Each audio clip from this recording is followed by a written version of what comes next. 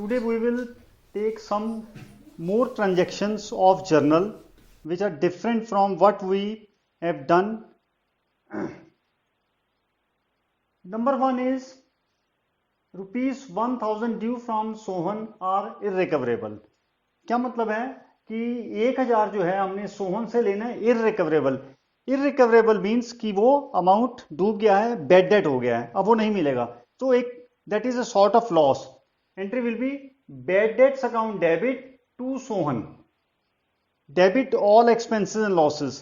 अब हमारा जो 1000 जो है irrecoverable का मतलब है वो पैसा नहीं मिलेगा. इररिकवरेबल मतलब अब वो रिकवर नहीं होगा, बैड डेट्स हो गया.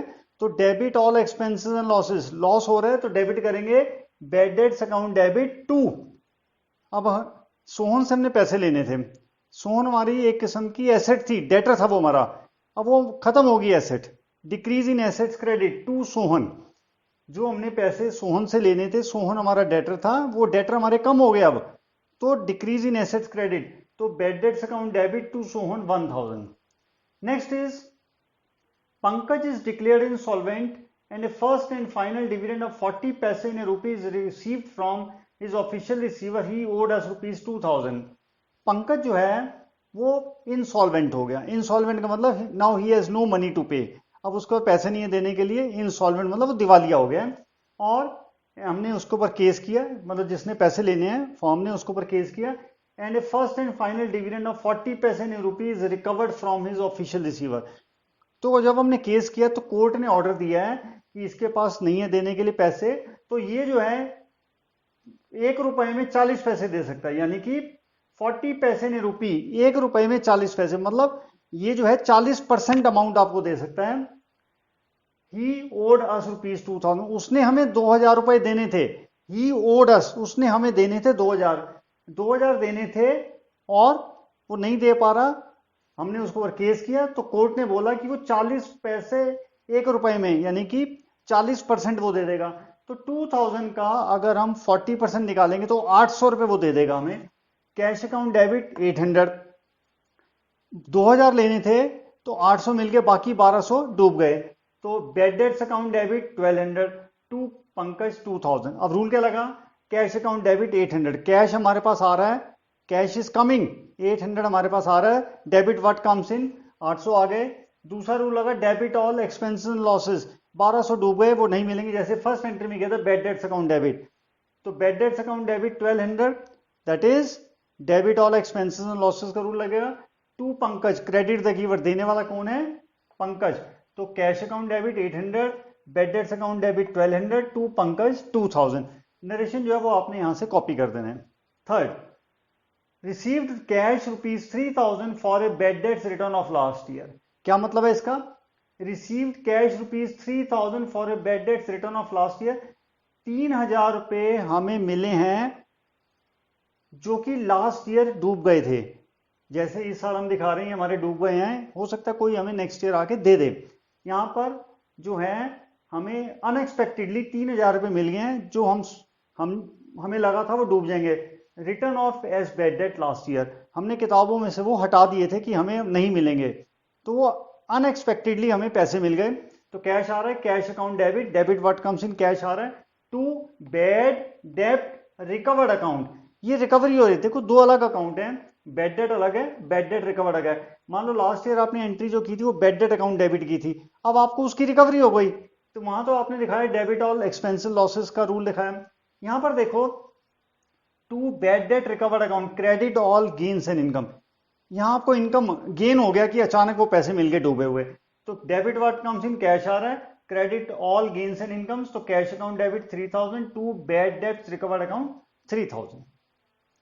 Fourth, received commission rupees 40,000 half of which is in advance.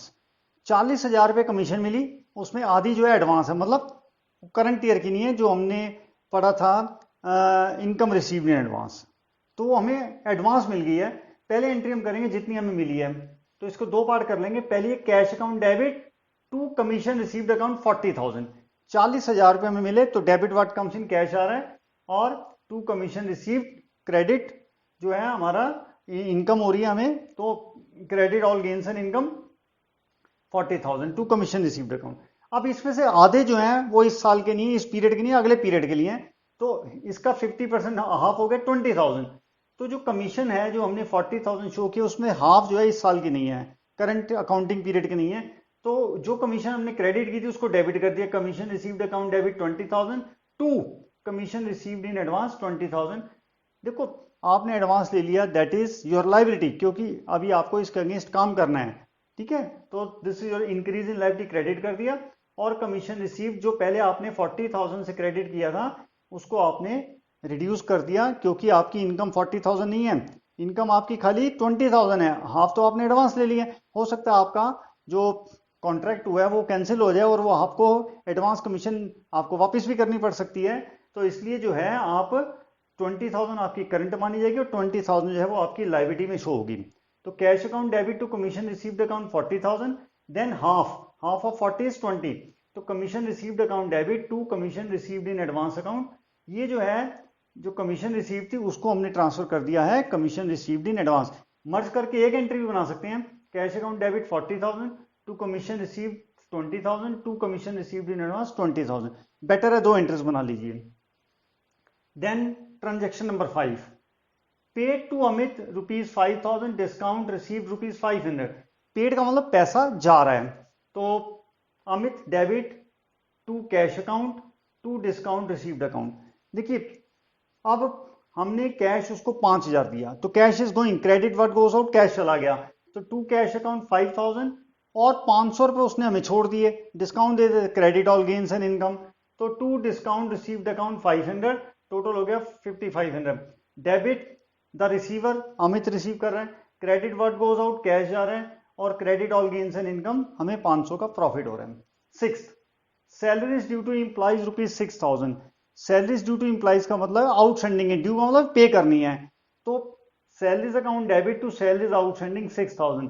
देखिए डेबिट ऑल एक्सपेंसेस लॉसेस 6,000। अगर आप कैश में पे करेंगे तो salaries account debit to cash करेंगे, और अगर आप पे नहीं कर रहे हैं, आउटस्टैंडिंग है, तो भी आपने करना है salaries account debit to salaries outstanding, whether paid or not.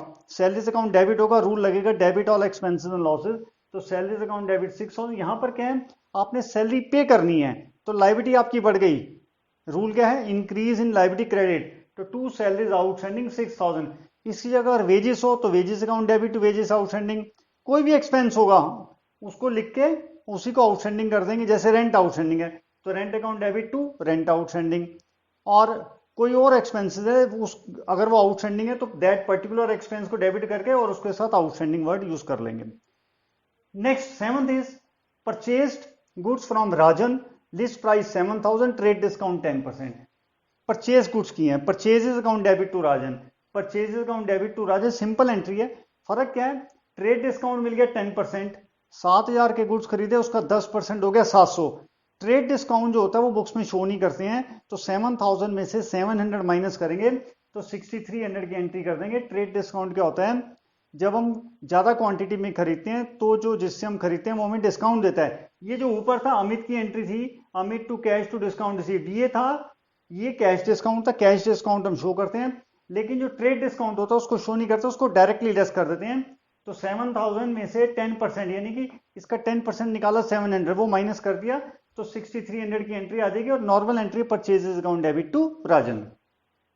8, paid to Rajan ₹5,000 only on account, यानी कि हमने राजन को देने थे 6,300 और यहां पर क्या आया, हमने 5,000 दिए ओनली ऑन अकाउंट। इसका मतलब ऐसा नहीं है कि जो 1,300 डिस्काउंट है, यहां पर क्लियर लिखा था 5th वाले में डिस्काउंट रिसीव 500, लेकिन ओनली ऑन अकाउंट जब आ जाएगा तो इसका मतलब बाकी पैसा हमने देना है। ऑन अकाउंट का मतलब ये नहीं है कि बाकी पैसा डिस्काउंट हो गया, वो देना है।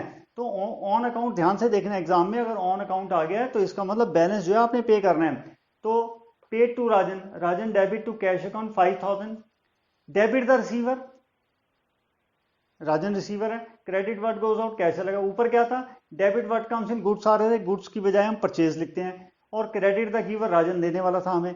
यहां पर क्या है, यहां पर राजन इज द रिसीवर क्योंकि उसको हम पैसा दे रहे हैं। Debit the receiver 5,000 to cash account, credit what goes out, cash बाहर जा रहा है।